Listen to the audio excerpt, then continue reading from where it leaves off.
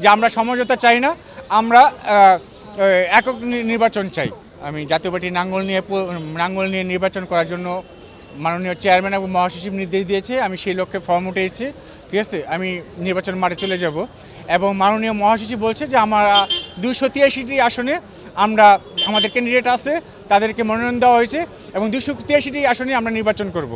মহাজোটের ব্যাপারে আপনারা যে কথাগুলো বললেন সেটা আসলে এখনও মাননীয় মহাসচিব বা চেয়ারম্যান ক্লিয়ার করে নাই।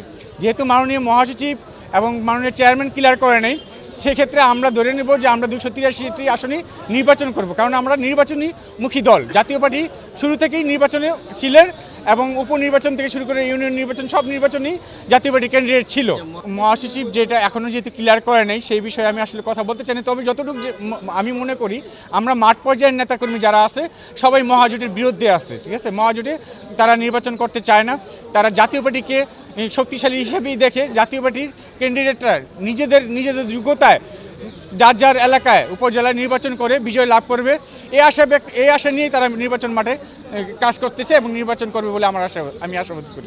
আপনারা জানেন কয়েকদিন ধরে আমাদের নেতাকর্মীরা এটা বলে আসছে যে আমরা সমঝোতা চাই না, আমরা একক নির্বাচন চাই। নেতাকর্মীরা বলে আসছে, আমি সেই নেতাকর্মীদের ভিতরে আমি একজন। দল ক্ষতিগ্রস্ত হবে কিনা আমি ঠিক বুঝতেছি না, তবে মহাজোট তো আমরা চাই না, বা মহাজোটে এখন পর্যন্ত মাননীয় মহাসচিব বা চেয়ারম্যান ডিক্লেয়ার দেয়নি। সেটা আমি কীভাবে বলবো যে মহাজোটে আমরা যাচ্ছি।